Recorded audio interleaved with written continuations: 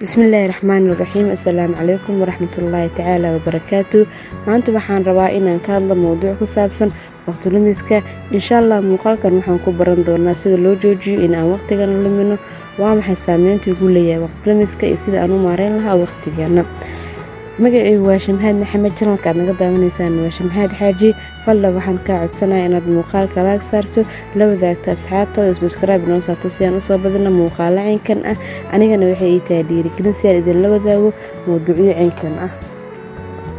Jooji waqti aad luminayso. Qof ayaa waxa uu yiri waqti lumiska waa caqabada kaa hortaaga in aad sare u kacdo ama in aad noloshaada kor u qaaddo.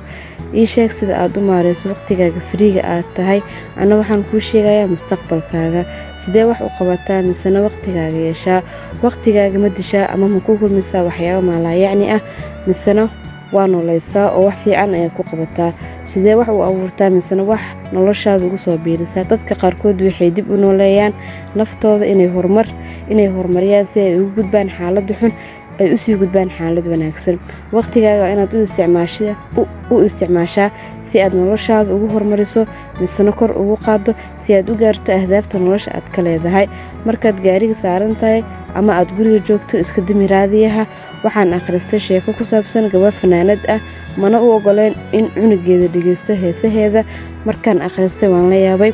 Dadku waxay lacag ka sameeyaan si ay ugu buuxiyaan fikradda maskaxdeena, ayagana xitaa uma ogola carruurtooda inay dhageystaan fikradahaas. Markaad dhageysanayso hees, maxaa sameysaa? In aad madaxa ruxdo ama aad xarakooyin sameyso, laakiin fariinta aad jirkaada u dirayso waa fariimo aad ku leedahay waan ku raacsanahay waxa aad sheegayso ama aad dhageysanayso. Ha noqoto inaad ka dhageysanaysid raadiyo ama moobilka. Marka haddii aadan iska ilaalin waxa aad dhageysanayso ama fikradda aad maqlayso ka dhanka heesaha, taasi maahan wax adiga ku khuseeya. Marka waa inaad ilaashataa maskaxdaada meesha bannaan.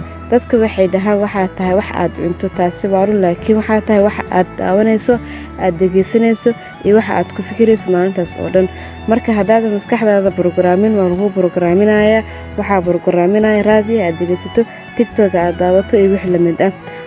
Mala yaabaa sababta ay ugu waceen cycle programminta ee maalin kasta soo laalaabata. Taasi maahan mid adiga faa'iido kuugu jirta. Inay waqtigaaga lumiyaan maahine wax ay faa'iido ku leeyihiin ma jirto. Ha dhageysan, hana fiirsan, hana taaban wax aan faa'iido kugu soo kordhinaynin. Taasi mid ka duwan samee oo ah noloshaada si aad u horumarin lahayd. Wax ku saabsan dhageyso ama fiirso, sababtoo ah waxa ay kugu soo kordhinaysaa midaas waxayna kaa caawinaysaa inaad samaysato noloshaada aad ku riyoon jirtay. Maalin kasta waxaad isticmaashaa moobilkaada.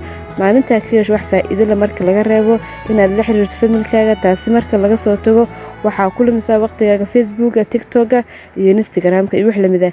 Laakiin maalintii haddaad dhageysato hal dhiirigelin bil kasta, waxaan noloshaada 5% kor ayay u kici lahayd.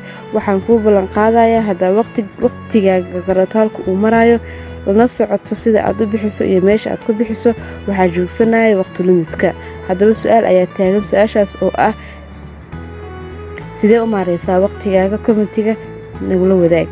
Fadlan waxaan kaa codsanayaa inaad muuqaalka like saarto, la wadaagto asxaabtaada, subscribe noo saarto si aan u soo badino muuqaalo caynkan ah. Anigana waxay tahay dhiirigelin si aan idinla wadaago mowduucyo caynkan ah.